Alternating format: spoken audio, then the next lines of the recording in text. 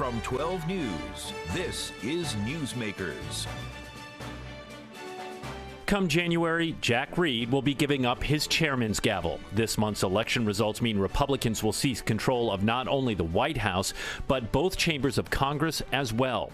The new dynamic means Rhode Island senior senator will no longer chair the powerful Armed Services Committee, but as one of the veteran members of the upper chamber, Reed will still hold considerable sway.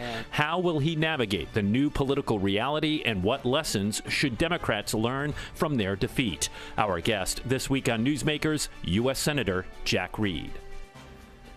Welcome to Newsmakers. I'm Tim White alongside 12 News Politics editor Ted Nesi, and we welcome back to the program U.S. Senator Jack Reed. Welcome. Thanks very much. Thanks, Tim. This is one of those shows where Ted and I debate where do we start, right? There's so much going on. So I want to start with Pete Hegseth, the Fox News host and Army veteran, has been tapped by President-elect Trump as his likely nominee for Secretary of Defense. You know this position well. You were considered for this position a couple of times. What was your reaction when you heard this pick? Well, I was very skeptical because he's the least prepared individual ever to be suggested to be Secretary of Defense. He served, and he served admirably in the military, but as a young company-grade officer, has no experience with the Department of Defense, with the technologies that are so critical now, with the acquisition process, which is a central role of the SecDef and the whole staff there. It's the largest bureaucracy in the federal government, and he has very little experience managing anything. So this is a no vote from you, not even there. Well, here's what I feel, and this is also part of trying to maintain, which is critical, the bipartisan and cooperative nature of the Armed Services Committee. It's fair to give the individual a chance to explain himself, to answer questions, and do that. But I think he comes in to this process with deep skepticism, not only on my own part, but by others, and not just Democrats. But it's the real question will be, how do my Republican colleagues respond? It seems clear that one of the reasons President-elect Trump wants him is because Hegseth's been critical of what he's called things like the left-wing betrayal of our warriors. He's criticized DEI woke activities at the Pentagon. And this is something you hear frequently from conservatives, the idea, I think he opposes women serving in combat, he said in a recent podcast. I mean, do you think there's any validity to the idea the Pentagon bureaucracy is wound up too far to the left on sort of social issues and lost focus? No. I think it's essentially what the Department of Defense has done, and probably better than most institutions in the United States, has integrated all Americans into the service of their country.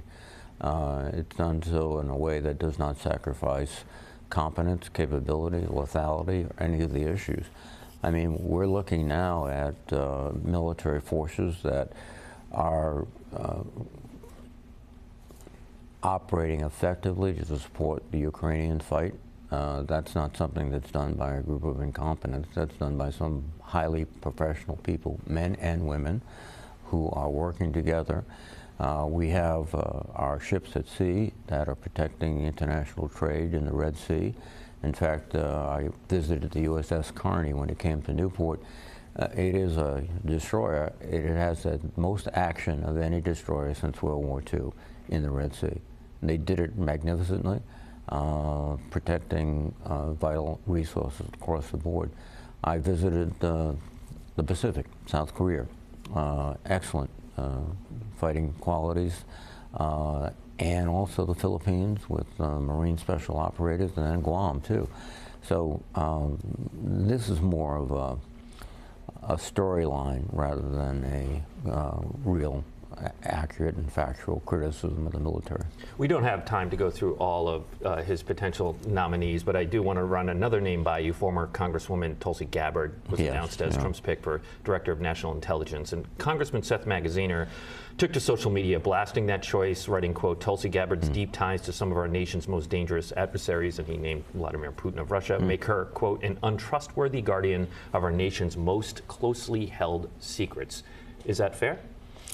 I think it is fair. She has very little experience in intelligence. I believe she served in a medical detachment on active duty, but she's not an expert on intelligence, and she has associated herself, at least verbally, with people like Putin, people like Assad in Syria, and she, again, lacks any sort of technical skills that are necessary, and also I think the perspective of someone who should be our intelligence, which is to be very, very suspicious of our adversaries rather than conciliatory towards our adversaries. We're talking as we prepared the show. We're not going to do every single nominee. And I assume Matt Gaetz, RFK Jr., you also have a degree of skepticism about these picks. Yeah, and I think let me put it in a larger context. President Trump is not trying to build a cabinet. He's trying to build a court that is subservient to him, and it will ignore the Constitution. And that is a very dangerous trend. And if you look at these choices, practically all of them, no real experience, or they are essentially yes men and yes women. He's put in as the number 2 in the Justice Department one of his former attorneys that was defending him. You know, he's hiring his own defense crowd. So the problem here is that you're going to have a group of people whose obligation is to Donald Trump and not the Constitution of the United States and the people of the United States. And that is very disturbing.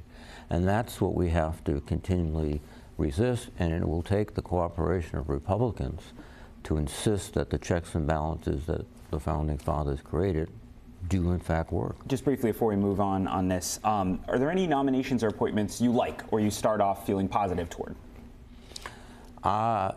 Nothing I've seen yet. Even Rubio, your colleague? Well, you know, that is probably the one exception so far. Somebody who has, you know, extensive experience. He has been on the Intelligence Committee of the Senate for many, many years. He has a good grasp of what's going on. He knows the ways of Washington, and he, you know, I think also understands that there has to be collaboration and cooperation between the administration and the Congress. You know, he's someone I think that's fits into the mold of a typical nominee for the cabinet. You know, I believe it was Senate Democrats under Harry Reid that made it a simple majority for these, right, during the Obama administration. So here we are, only need a simple majority.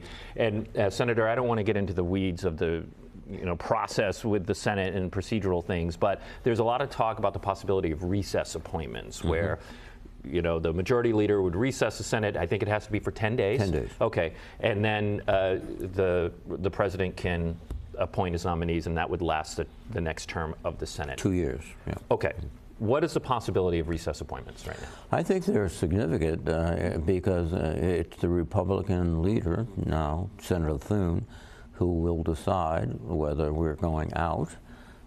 We can demand a vote on that, but it's a majority vote. So if the Republicans want to do it, they can do it. It would be, I think, a betrayal, really, of our responsibilities as senators. Now, we have made recess appointments in the past, but they weren't to positions like Secretary of Defense, Secretary of State, Secretary of the Treasury. We had thorough hearings examining the individuals, and then we went to the floor and we all had to stand up and cast our vote. And this is the way, I think, for the administration, not only to avoid any real examination of their candidates, but also to disguise the feelings of my Senate Republican colleagues in terms of, well, I don't have to vote now. One Republican colleague I want to ask you about, and we have to go to break in about a minute, but Mitch McConnell. He's now out of the leadership.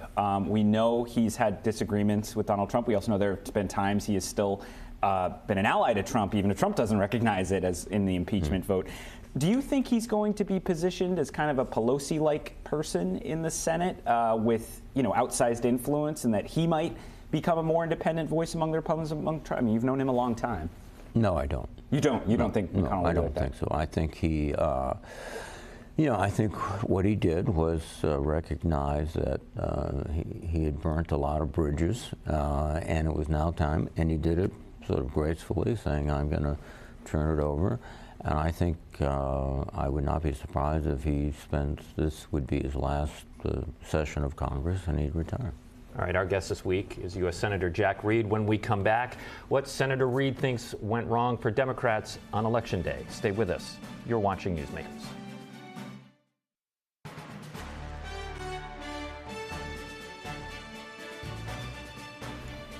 Welcome back to Newsmakers. I'm Tim White alongside 12 News Politics editor Ted Nesi. Our guest this week is U.S. Senator Jack Reed. Senator, you've seen a few elections, yes. And I want you to post-mortem November 5th. Look, acknowledging we'll learn more solid information about demographics and all that in the coming weeks and months. What went wrong for Democrats? Well, the first thing we have to recognize, we lost. Yes. Yeah, and that's not a unique occurrence. I recall back in 2008 when President Obama swept in with a strong vote. We had 60 Democratic senators, and we had a significant majority in the House. That didn't last forever. So politics is a turbulent business. The factors are multifaceted. One, I think one of the issues that played was inflation. Even though the president has done a very good job of bringing it down, the surge beginning with the COVID pandemic to the present had left people going into the store saying, gee, I used to pay $4 for this item, now I'm paying $7, And I think that was a factor. I think there are other factors too. Turnout was not as high as we hoped it would be.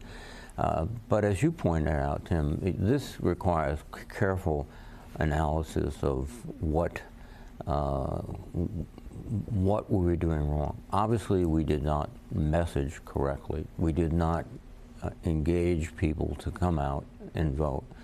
And that's something that we have to look at. And I think we might also have, and not just in this cycle, but in previous cycles, not made it clear that our alliance and allegiance is basically to working Americans. I think we were able to be placed in the category, oh, they're just interested. You sound like you agree with Senator Bernie Sanders here, who said afterwards it should come as no great surprise that a Democratic Party which has abandoned working class people would find that the working classes abandon them. Is it right or wrong? I think Bernie's notion that we abandoned the working class is not accurate. If you look at the infrastructure bill that we got through, and that Trump said he would get through in his first term but didn't bother, that's putting a lot of working men and women to work here around. So it's failing to point it out. It's failing to point it out. Part of it, I think, might be attributed to the fact that President Biden did these remarkable things, but did not have the whatever to get out there and cut every ribbon all across America. All those factors. That might have been contributing. So let me ask you. Yeah. You know this question's coming. In retrospect, do you regret not pressing President Biden to find a graceful exit, maybe after the midterms, and open things up, because he just was not in a state to convince the country he could do 4 more years? It's a difficult situation. First of all, I think you have to commend him for finally giving up his aspirations and retiring essentially, or announcing that. But the real dramatic moment came obviously in the debate, where people understood that. Striking. And then that's when the pressure accelerated, and I made it very clear through discussions with my colleagues in the White House that this is time to go. He did. Now, had it been sooner, I think we would have had a better advantage. First of all, we would have had a primary, so there would have been multiple candidates. It would have given our candidates more of an opportunity to be known, and also to kind of feel out the country as to what really is going to move them. But we found ourselves for the 106 days before the election going into a primary convention in which we had to suddenly reconfigure the convention and then moving on. That was probably a factor. Congressman Seth Moulton of Massachusetts has gotten a lot of blowback for raising. I mean, we all know President Trump. Anyone who watched a sports game in the last couple months knows how much money they put behind the ad on transgender surgeries for prisoners and all the issues around transgender Americans. Congressman Moulton said, quote, Democrats spend way too much time trying not to offend anyone rather than being brutally honest about the challenges many Americans face. I have 2 girls. I don't want them getting run over on a playing field by a male or formerly male athlete. But as a Democrat, I'm supposed to be afraid to say that. Does he have a point? Well, he has a point, yes. But I think the point should be made that we want to provide an opportunity for everyone. And we want to make sure that they can use that opportunity to improve their community, contribute to the productivity of the United States as well as the spirit of community. I think what happened in the election was that they seized upon an issue that is very, very sensitive. I mean, it is a question that most people are really wrestling with. Particularly this notion of athletics and competition in high school and other youth sports. But then on the other side, there are people who say, I think, well, you know, these are medical issues that should be resolved and could be resolved, et cetera. We're sorting ourselves through that issue. But the overall critique, I think it would be better phrased by saying, we have to reestablish our connection to the working families of this country, and their concerns are not, and many of them are not transgender or anything else. It's jobs, it's inflation, it's what's going to happen to my children, you know, housing markets. What are you doing to improve housing markets? That's what we have to do. Take a positive approach to this. Rather than, and we were, you know, I think the Republicans somewhat cynically but very successfully exploited an issue that's very sensitive. All right, we're going to take one last break and continue our conversation with U.S. Senator Jack Reed. Stay with us. You're watching Newsmakers.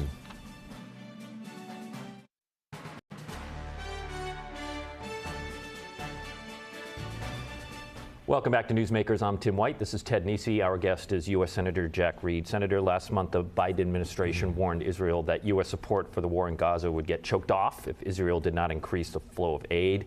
I think briefly Israel did, but that has now sunk to the lowest point since aid started trickling in. President Biden did not follow through on his ultimatum, and to a lot of people that looks like a hollow threat. It is puzzling because we made it very clear that they have a legal and humanitarian obligation to assist the people of Gaza, civilians who are caught up in a dreadful struggle. I think we have to put more pressure on the government of Israel to take humanitarian steps. They have the right to defend themselves against Hamas guerrillas and Hezbollah guerrillas, but in terms of civilians, they need to provide food and shelter and medical assistance, and they have to do more of it. I have a political question for you. Are you definitely running for re-election in 2026? Well, I'm running because I believe I can contribute to the state, and also I want to continue to follow up on initiatives that have been very promising. We are, as you know, we're moving the NOAA headquarters from Norfolk, Virginia to Newport. That construction's underway already. I want to make sure it gets done. Of course, the submarine industrial base is absolutely critical to Rhode Island. Quonset Point is now about 15,000 jobs. It's growing. One of the major factors for its growth is not only the submarine construction, but related industries to that. We can, in fact, and I hope we will become the blue economy center, offshore wind, et cetera. One of the problems with the Trump administration is they're talking about eliminating offshore wind. which would be a blow to our shipbuilding industry. And also they're talking about taking out the incentives for electrification, and I was just down at Senesco where they commissioned a ferry that is a hybrid ferry, electric power and diesel, and the next ship they're going to build is fully electric with only a standby diesel engine.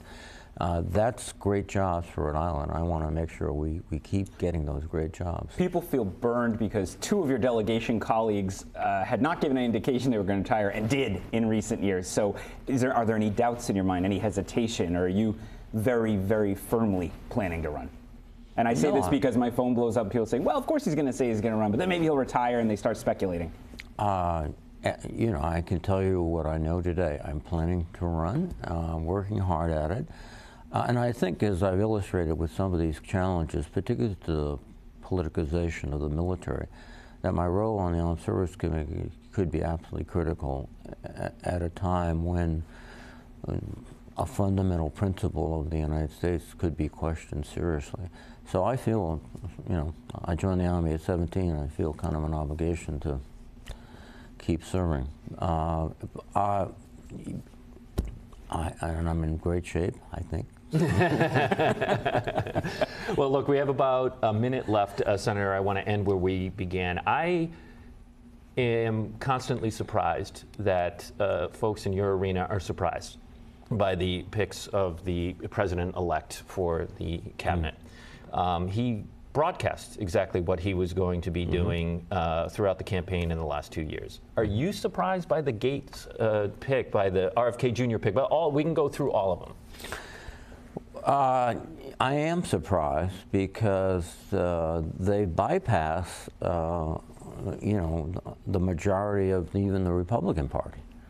I mean, with the exception of Rubio, these are all outliers in the Republican Party also. And I think he is just preoccupied with image rather than substance, one. Two, he's looking for people that are going to be completely dependent on him. And I think when he looked beyond these fringe nominees, he found people that said, well, I can't take the job, sir, because I have to follow my constitution. 20 seconds left. Do you see Republicans defecting in the Senate to block any of these picks? 20 seconds. None at this moment. There might be. There are some. I mean, Senator Collins has come out against Gates. Senator Murkowski. You know, there are two really tough and smart, decent people. We got to go. Senator Jack Reed, thank you. We'll see you next week on Newsmakers.